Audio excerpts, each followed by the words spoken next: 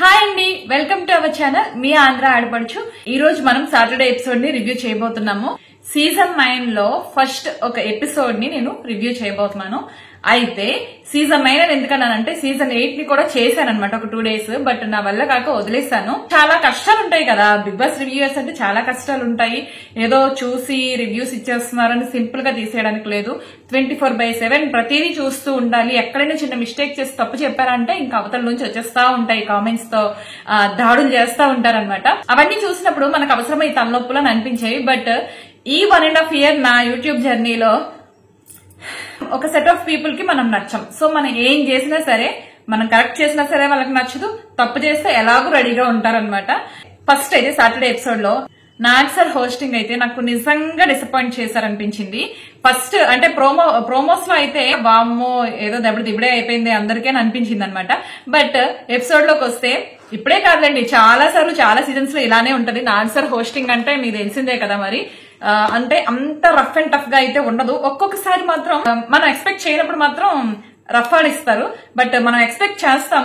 అంటే పెద్ద పెద్ద మిస్టేక్స్ ని వదిలేస్తుంటారు. చిన్న చిన్న మిస్టేక్స్ ని ఎలా అంటే కొన్నిసార్లు ఆయన భూతద్దంలో చూపించి చెప్తారు. బట్ పెద్ద పెద్ద మిస్టేక్స్ ని చిన్న విషయం లాగా వదిలేస్తారు అని నా ఫీలింగ్.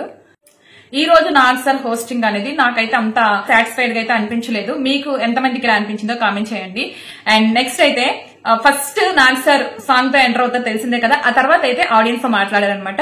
అందులో ఒక మెయిల్ ఆడియన్, మీకు ఎవరంటే ఇష్టం, ముందు హౌస్ లోకి ఎంటర్ అయిన వాళ్ళలో ఎవరి ఇష్టం, అలాగే వైల్డ్ కార్డ్స్ లో ఎవరిష్టం అని అడిగితే ముందు ఎంటర్ అయిన వాళ్ళలో అంటే ఎమాన్యుయల్ ఇష్టం అని చెప్పారు, వైల్డ్ కార్డ్స్ లో గౌరవ్ ఇష్టం అని చెప్పారు. అండ్ నెక్స్ట్ ఇంకో ఆడియన్ అమ్మాయి అనమాట. ఈసారి అమ్మాయి అయితే సుమన్ అండ్ ఇమాన్యుయల్ కామెడీ ఆ కాంబినేషన్ చాలా బాగుంటది, చాలా పాజిటివ్ గా అనిపిస్తుంది అని చెప్పారు. నేను కూడా యాక్సెప్ట్ చేస్తాను. ఎందుకంటే నాకు కూడా వాళ్ళిద్దరూ స్క్రీన్ మీద కనిపించినప్పుడు ఏదో తెలియని ఒక పాజిటివ్ అని అనిపిస్తుంది, పాజిటివ్ వైబ్ వస్తుంది. ఇమాన్యుయల్ కామెడీ కూడా ఎలా ఉంటుందంటే మరి వల్గర్ గా అలా ఏం అనిపించలేదు. ఇంతకు ముందు కొంతమంది వచ్చారు కదా జబర్దస్త్ కంటెస్టెంట్లు, బట్ కొంత వల్గారిటీ కూడా ఉందని అనిపించింది. బట్ ఈయన చాలా అంటే చాలా మంచిగానే చేస్తున్నారు. కామెడీ అనేది వల్గర్ గా అయితే ఉండట్లేదు టిల్ నవ్ అనమాట. అయితే ఇక్కడ మీకు ఒక కామెడీ చెప్పాలి, నేను మర్చిపోయాను చూడండి. అంటే నేను ఎగ్జామ్స్ అప్పుడైనా ఇంత ప్రిపేర్ అయ్యానో లేదో తెలియదు. మొత్తానికైతే ఒక 5 pages రాసుకున్నాను. నేను బిగ్ బాస్ చూస్తా సీరియస్ గా రాసుకుంటున్నాను. మా ఆయన వచ్చి మా బాబుతో అంటున్నాడు, మా చెర్రిగాడితో, ఏంట్రా మీ అమ్మ ఏమైనా ఐఏఎస్ కి ప్రిపేర్ అయిపోతుందా ఏంటి అని అన్నారు అనమాట. ఇంకా అంతే సంగతి. మా చెర్రిగాడు అయితే నిజంగానే మా అమ్మ ఏదైనా చదివేస్తుందా అని దగ్గరకు వచ్చి చూడగానే బిగ్ బాస్ అని రాస్తుంది. ఇంకా వాడు షాక్. ఎందుకంత షాక్ అవుతున్నారు? ఏం నేను ఆడియన్ని కాదా? నేను హాట్స్టార్ లో సబ్స్క్రిప్షన్ నాకు లేదా? నేను డబ్బులు కట్టట్లేదా? నేను చూడట్లేదా? ఎందుకు చెప్పకూడదు అని చెప్పి నువ్వు కూడా చూడొచ్చి అని మా ఆయనకంటే, అమ్మ తల్లి బిగ్ బాస్ కి ఒక నమస్కారం, ఆ బిగ్ బాస్ లో మనుషులకు ఒక నమస్కారం అని చెప్పి వెళ్ళిపోయారు అనమాట. ఆయన అస్సలు చూడరు బిగ్ బాస్. ఆయన చాలా బిజీగా ఉంటారు ఆయన వర్క్ తో. మన వర్కే ఇది యూట్యూబ్ కాబట్టి మనం చూస్తుంటాము. సర్లేండి, సోది ఎక్కువైపోతే మళ్ళీ ఫస్ట్ రివ్యూనే బోర్ కొట్టేస్తారు జనాలు. ఫ్రైడే రోజు ఏం జరిగిందా అనేది చూపించారనమాట. ఫ్రైడే రోజు దివ్యాకి అలాగే అయేషాకి చిన్న ఫైట్ జరిగింది. ఈ అయేషా మా వచ్చినప్పటి నుంచి అరుస్తూనే ఉంది. మాధురి గారు ఈ అయేషా ఏనా అమ్మాయి పేరు, సో అరుస్తూనే ఉన్నారు. నాకైతే మాధురి గారి అరుపులు ఫస్ట్ ఒక 2-3 days చూసి వామ్మో ఈవిని తట్టుకోవడం కష్టం అనిపించింది. తర్వాత అయేషాని చూసి వామ్మో ఆవిడ కంటే పెద్ద టార్చర్ లా ఉంది ఈవిడని అనిపించింది. మీ ఫీలింగ్ ఏంటనేది కూడా కామెంట్ చేయండి. సో అయితే చపాతీ కోసం గొడవ అనమాట, చిన్న గొడవ. తర్వాత అర్ధరాత్రి నైట్ అయితే మళ్ళీ ఇద్దరు కలిసిపోయారు. అయేష్ అయితే సారీ కూడా చెప్పింది దివ్యకి. ఎందుకంటే నేను కొంచెం నా మూడ్ కొంచెం బాగాలేదు, కొంచెం మైండ్ డిస్టర్బ్ గా ఉండటం వల్ల నేను కొంచెం తప్పుగా మాట్లాడేశానని చెప్పి సారీ చెప్పింది. ఎనివే సారీ చెప్పింది కాబట్టి వాళ్ళిద్దరు కలిసిపోయారు కాబట్టి మనకేం ప్రాబ్లం లేదు. అయితే కొన్ని సారీలకి వాల్యూ ఉంటుంది కానీ కొన్ని సారీలకి వాల్యూ ఉండదని నా ఫీలింగ్. ఎందుకంటే తప్పును బట్టి సారీ కూడా యాక్సెప్ట్ చేయాలా లేదా అనేది ఉంటది కదా. నెక్స్ట్ అయితే నాగ్ సార్ సుమన్ ని అలాగే గౌరవ్ ని క్లాప్స్ కొట్టారనమాట. ఎందుకంటే కెప్టెన్సీ టాస్క్ లో గెలిచారు కదా, లాస్ట్ లో వచ్చినా గానీ ఇద్దరు గెలిచారు కదా, అంటే వాళ్ళు లాస్ట్ వరకు ఉన్నా గానీ గెలిచారు కదా. సో భలే బాగా అనిపించింది. సుమన్ గారి హ్యాపీనెస్ చూస్తే నాకైతే నిజంగా చాలా బాగా అనిపించింది అనమాట. ఆయన ఒక క్యూట్ అంటే చిన్న పిల్లోడి మనస్తత్వం అనిపిస్తుంది నాకు ఆయన చూడగానే. తర్వాత సుమన్ బెడ్రూమ్ ని గర్ల్స్ కి అరేంజ్ చేశారు కదా, దానికోసం కూడా మెచ్చుకున్నారు. సో తర్వాత ఒక లేడీ ఫ్యాన్ కూడా మాట్లాడారు అనమాట. సుమన్ గారిని చాలా మెచ్చుకున్నారు.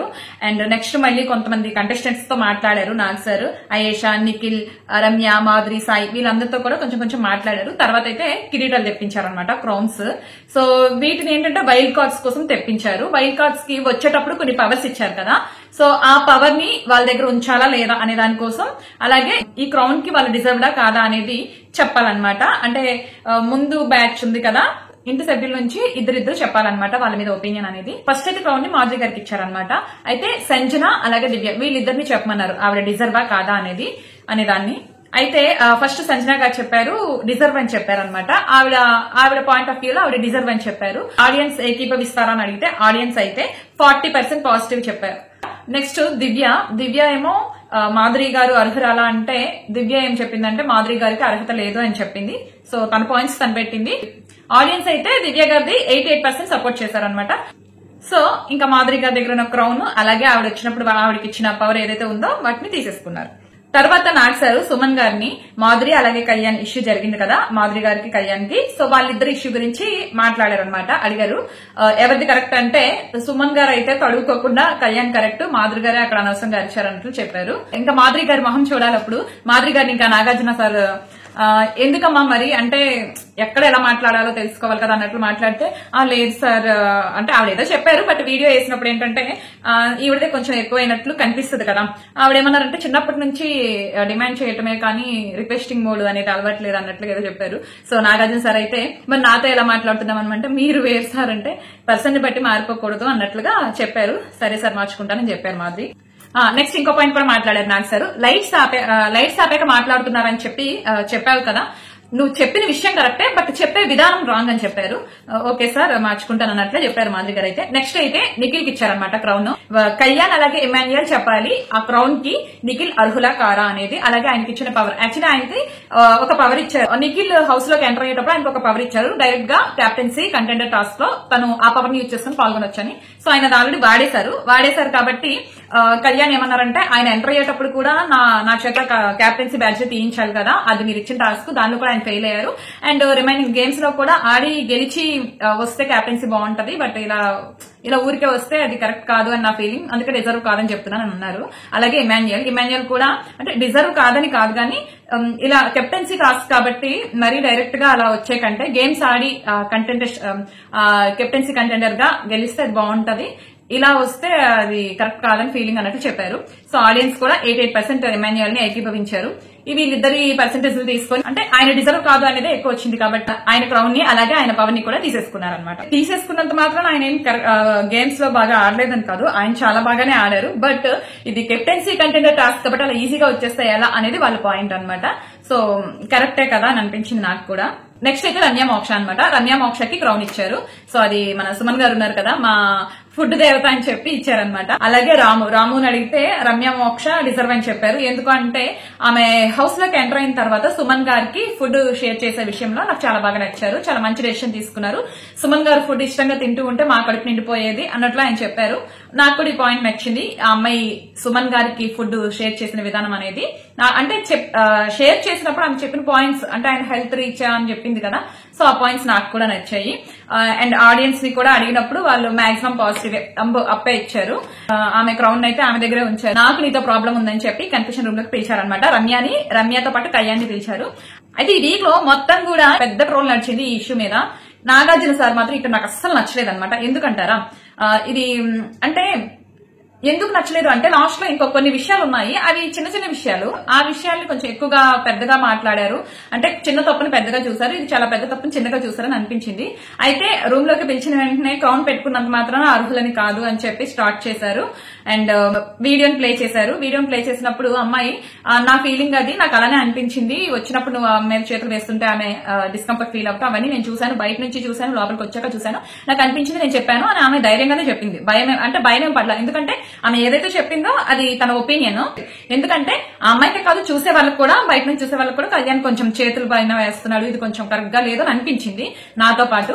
అయితే ఆమె చెప్పే విధానం ఉంది చూడండి, అది చాలా వరస్ట్. కళ్యాణ్ ఎలా అయితే ఆ మిస్టేక్ చేస్తున్నాడో ఈ అమ్మాయి ఆడే మాటలతో అంతకంటే పెద్ద మిస్టేక్ అనమాట. అది ఒక అంటే అంత పెద్ద టెలివిజన్ ప్లాట్ఫామ్ లో, అంత పెద్ద సోషల్ మీడియా ప్లాట్ఫామ్ లో ఒక అబ్బాయి క్యారెక్టర్ ని నువ్వు ఇన్సల్ట్ చేసినట్లు మాట్లాడావన్నమాట. ఈ విషయంలో నాగ్ సారు ఎందుకో అంత ఫైర్ అవ్వలేదు అనిపించింది. ఎనీవే రమ్య అయితే సారీ చెప్పింది అక్కడ వరకు బానే ఉంది, ఆ అబ్బాయి కూడా తీసుకున్నాడు. బట్ ఏంటంటే ఇక్కడ విషయం కొన్ని మిస్టేక్స్ కి సారీస్ యాక్సెప్ట్ చేయబడవన్నమాట. అలాంటి మాటలకి అదే పొజిషన్ లో కళ్యాణ్ ఉండి రమ్య ఆపోజిట్ లో ఉంటే యాక్సెప్ట్ చేస్తుందా అంటే అప్పుడు సీన్ వేరేలా ఉండేదేమో అని నాకు అనిపించింది.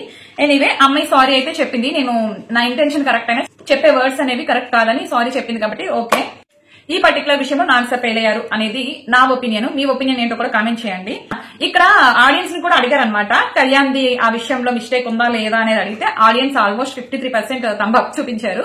అంటే చెప్పాను కదా, అందరికీ ఉంది ఆ ఫీలింగ్ అనేది ఉంది కాబట్టి ఒపీనియన్ అనేది 50-50గా చెప్పారు కాబట్టి కొంచెం చూసుకోవాలంటే సరే సార్ చూసుకుంటాను, బట్ నాకైతే నేను అంత అబ్జర్వ్ చేయలేదు సార్ అని చెప్పాడు అబ్బాయి, మార్చుకుంటానని చెప్పాడు. నెక్స్ట్ రీతు పవన్. రీతుకి డెమోన్ పవన్ కి పిలిచారు, డైరెక్ట్ గా కన్ఫెషన్ రూమ్ లోకి పిలిచారు రీతుకి డెమోన్ పవన్ కి. ఇక్కడ డెమోన్ పవన్ ఫేస్ చూడాలి బాబోయ్, రీతు అయితే షాక్ లో ఉంది. అమ్మాయి బయట పర్సనల్ విషయాలు అనవసరం, కానీ అక్కడికి వెళ్ళాక అబ్బాయిని నమ్మింది అనమాట. అంటే ప్రతి విషయంలో కూడా లాస్ట్ టైం కూడా తను ఎలిమినేషన్ అవుతున్నప్పుడు కూడా ఎవరిని మిస్ అవుతావంటే పవన్ ని మిస్ అవుతాను, డెమోన్ పవన్ ని మిస్ అవుతానని తను చాలా నిజాయితీగా చెప్పింది అక్కడ.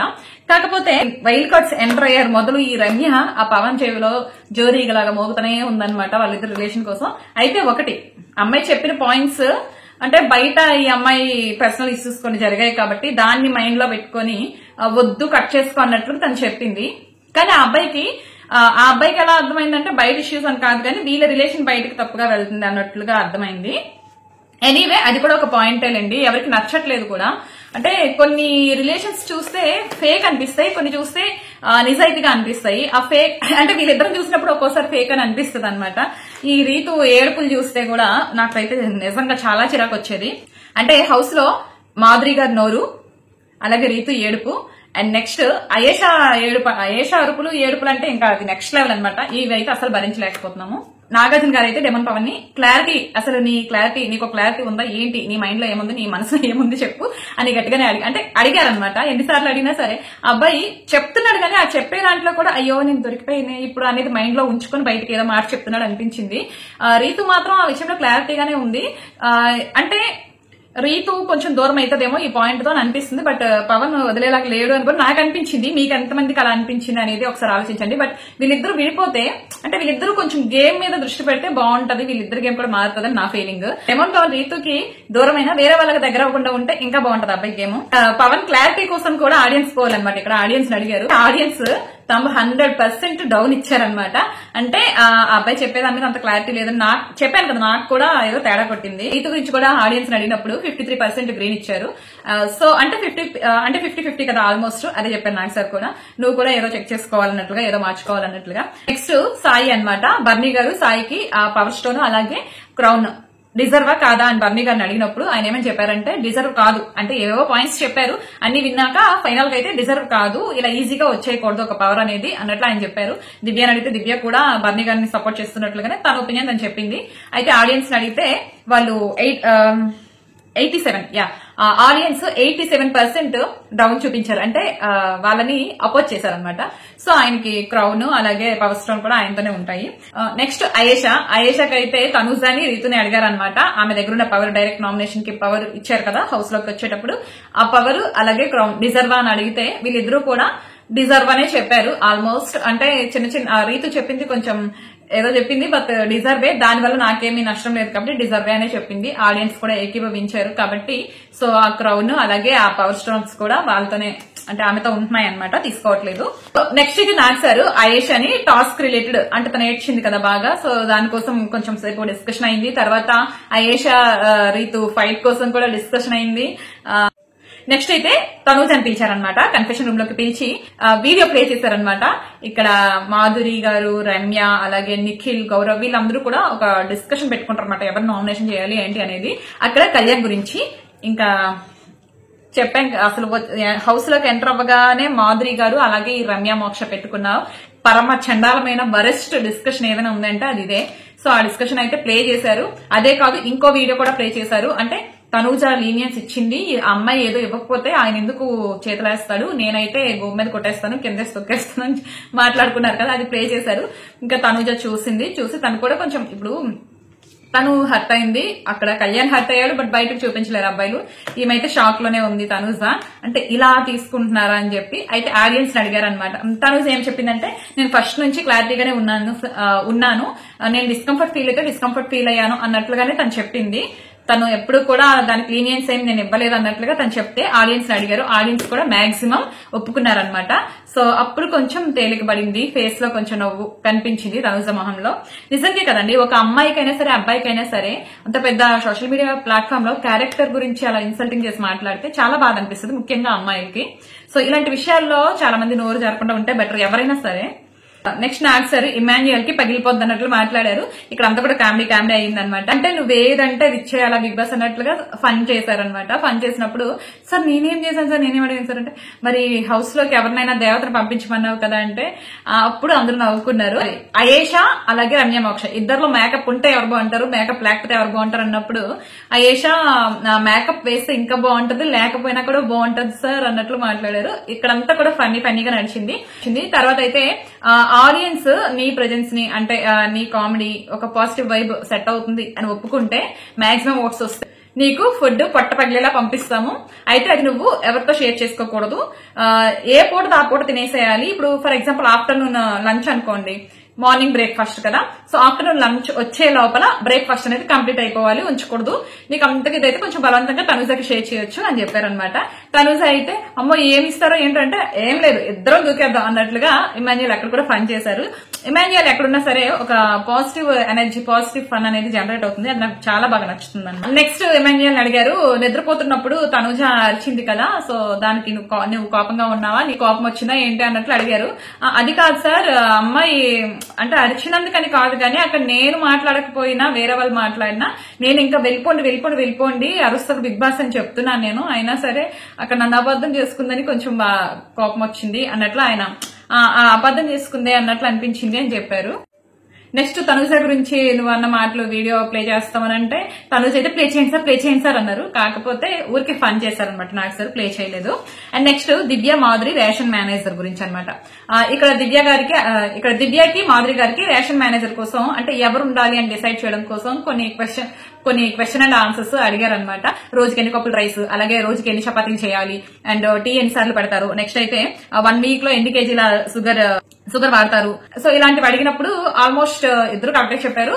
మాధురి గారికి రేషన్ మేనేజర్ అయ్యే అర్హత ఉందని చెప్పి ఈ వీక్ అయితే మాధురి గారికి రేషన్ మేనేజర్ అవకాశాన్ని ఇచ్చారనమాట, పొజిషన్ ఇచ్చారు. ఎంతమందికి ఓకే అన్నప్పుడు 9 మెంబర్స్ హ్యాండ్స్ రైట్ చేశారనమాట. సో ఫైనల్ గా అయితే మాధురి గారు రేషన్ మేనేజర్. నెక్స్ట్ దివ్య మాధురి ఇష్యూ గురించి కూడా మాట్లాడారు. అంటే కర్రీ కోసం పోషన్ కోసం గొడవ అయింది కదా, సో దానికోసం అనమాట. మాధురి గారు ఏం చెప్పారంటే ఈ అమ్మాయి కొంచెం బర్నీ గారికి ఎక్కువ పెడతారు, ఫేవరెట్ పర్సన్స్ కి ఎక్కువ పెడతారు అన్నట్లుగా తను చెప్పారు. ఈ దివ్య గారు ఏంటంటే మాధురి గారు అడగకుండా నేను రేషన్ మేనేజర్ గా ఉన్నప్పుడు కర్రీని పోషణ చేయాల్సిన బాధ్యత నాది కదా, సో అడగకుండా ఎందుకు తీసుకున్నారు అన్నట్లుగా ఆవిడ ఒక ఇష్యూ జరిగింది కదా, దాని గురించి అనమాట. ఈ ఇష్యూలో దివ్య గారిని ఎక్కువ టార్గెట్ చేశారు నాకు సార్ అని నాకు అనిపించింది. అది చాలా చిన్న విషయం. ఇప్పుడు రేషన్ మేనేజర్ గా ఉన్న నార్మల్ కంటెస్టెంట్ గా ఉన్న కర్రీని షేర్ చేసినంత మాత్రం తప్పేముంది, ఎవరు ఇష్టం వచ్చిన వాళ్ళకి వాళ్ళు షేర్ చేసుకుంటారు, వేరే వాళ్ళు తీసేమి ఇవ్వట్లేదు కదా, ఆమెనే కదా ఇచ్చారు. అదంత పెద్ద మిస్టేక్ అని నాకు అనిపించలేదు. ఈ విషయంలో కూడా నాకు సార్ నచ్చలేదు. అవసరం లేని దగ్గర ఎక్కువ రియాక్ట్ అయ్యారు. అవసరమైన అంటే మాధురి కళ్యాణ్ మీద అరిచారు కదా మాధురి గారు, ఆ విషయం మీద, అలాగే రమ్య మోక్ష మాట్లాడిన మాటల మీద కూడా పెద్దగా అంత ఏమి అంటే చిన్న మిస్టేక్స్ లాగా చూసి వదిలేసారేమో నాకు అనిపించింది. మీ ఫీలింగ్ ఏంటనేది కూడా, మీ ఒపీనియన్ ఏంటి అనేది కామెంట్ చేయండి. అయితే చెప్పాను కదా అందరూ కూడా ఇక్కడ సారీ, ఇప్పుడు అంత పెద్ద పర్సన్ వచ్చి అంతమంది ముందు అడిగినప్పుడు ఎవరైనా సరే తప్పును ఒప్పుకోవాల్సిందే, నో చెప్పడానికి లేదు, సారీ చెప్పాల్సిందే. సారీ అయితే చెప్పారు, కానీ కొన్ని తప్పులకి సారీలు అనేవి యాక్సెప్ట్ కాదు అనేది నా ఫీలింగ్ అనమాట. సో మీ ఒపీనియన్ కూడా కామెంట్ చేయండి. నా ఫస్ట్ ఎపిసోడ్ రివ్యూ ఎలా ఉందో కూడా కామెంట్ చేయండి. కొంచెం లెంత్ అయినా కానీ కష్టపడి కొంచెం ఇష్టంతో చూడండి అనమాట. సో కొంచెం సపోర్ట్ చేస్తూ ఉండండి, వీడియోని లైక్ చేయండి, అలాగే హైప్ చేయండి, అప్పుడే వీడియో ఇంకొంతమందికి షేర్ అవుతుంది. ఓకేనా? అండ్ ఫైనల్ గా అయితే వైల్డ్ కార్డ్స్ ఎంటర్ అయిన తర్వాత వైల్డ్ కార్డ్స్ అందరిలో కూడా నాకు అంటే అబ్బాయిల్లో సాయి అనే అబ్బాయి మంచిగా అందరితో మాట్లాడుతున్నాడు, యాక్టివ్ గానే ఉంటున్నాడు. అండ్ గౌరవ్ లాంగ్వేజ్ రాదు బట్ కలుస్తున్నాడు. బట్ నిఖిల్ ఎందుకో ఒక మూలన ఉంటున్నాడు అనే ఫీలింగ్ నాకు వచ్చింది. గేమ్స్ లో బాగానే ఆడుతున్నాడు కానీ. ఇక అమ్మాయిల విషయంలో వస్తే రమ్య మోక్ష, మాధురి అలాగే అయేషా, ఈ ముగ్గురులో కొంచెం బెటర్ అనిపించింది అయితే మాత్రం ఈ వీక్ లో రమ్యనే అనిపించింది. ఎక్సెప్ట్ కళ్యాణ్ ఇష్యూ, ఆ ఇష్యూ వదిలేస్తే మిగతా విషయాల్లో పర్వాలేదని అనిపించింది. మిగతా వాళ్ళంత దారుణంగా అయితే లేదని అనిపించింది. గేమ్స్ కూడా బాగానే ఆడుతుంది. సో ఇది నా ఎపిసోడ్ రివ్యూ, అలాగే ఈ వీక్ మీద వైల్డ్ కార్డ్స్ మీద నా ఒపీనియన్ అనమాట. మీకు ఎలా అనిపించిందో కామెంట్ చేయండి. ఓకేనా? Bye bye.